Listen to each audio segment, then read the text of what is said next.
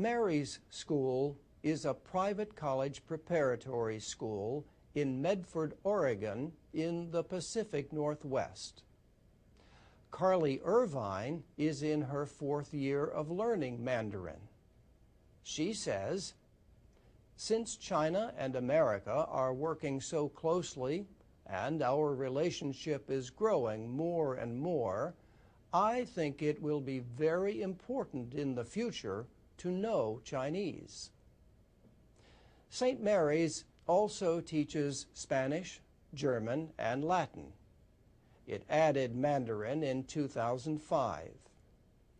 2 years ago, it became the first school in the country to join the Confucius Classroom program.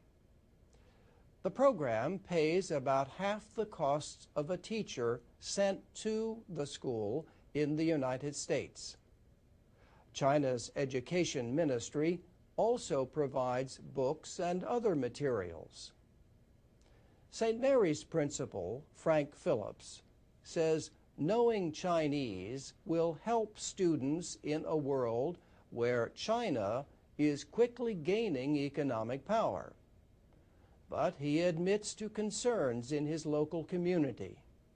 He says, "The question I always get is this a gigantic propaganda move?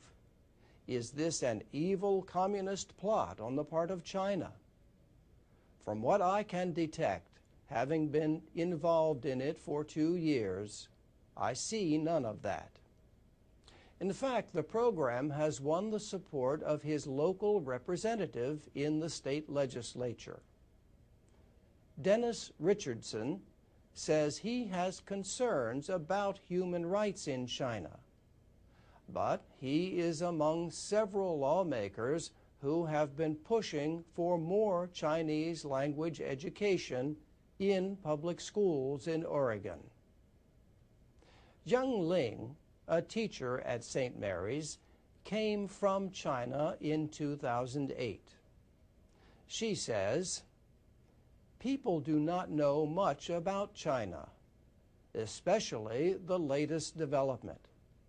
So I think this is a chance for them to know more about China, what China is really like. It's quite different from what it was 20 years ago."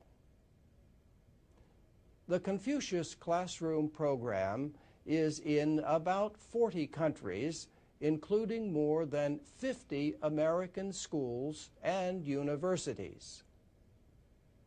A recent report said more schools in the United States are teaching Chinese and Arabic, although the numbers are still low. But it said foreign language teaching in public elementary and middle schools dropped sharply in recent years.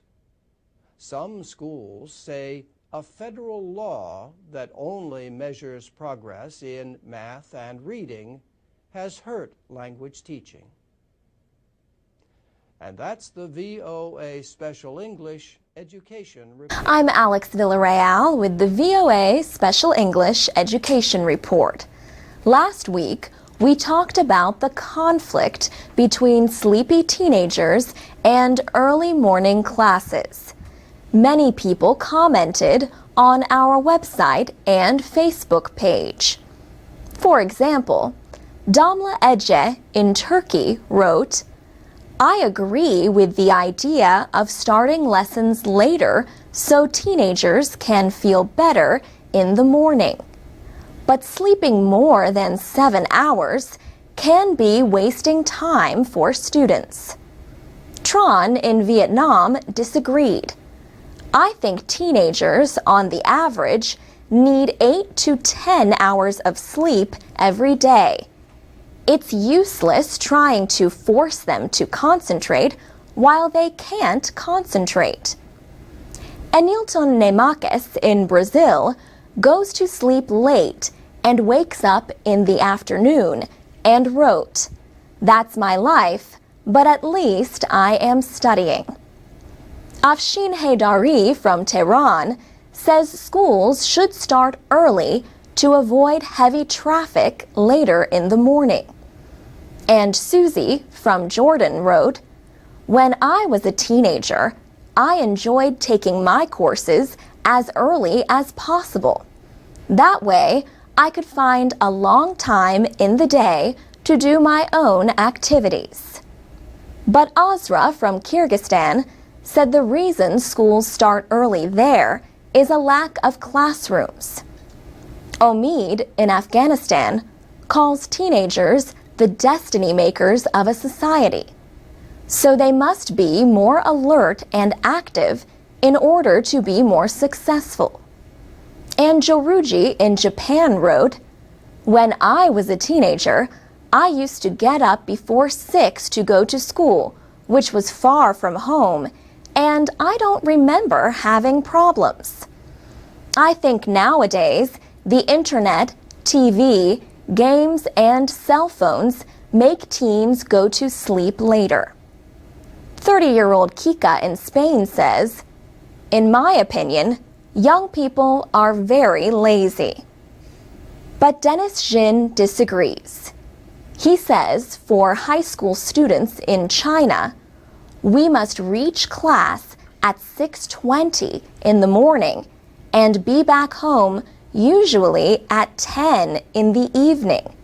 Then we'll have some extra schoolwork to do.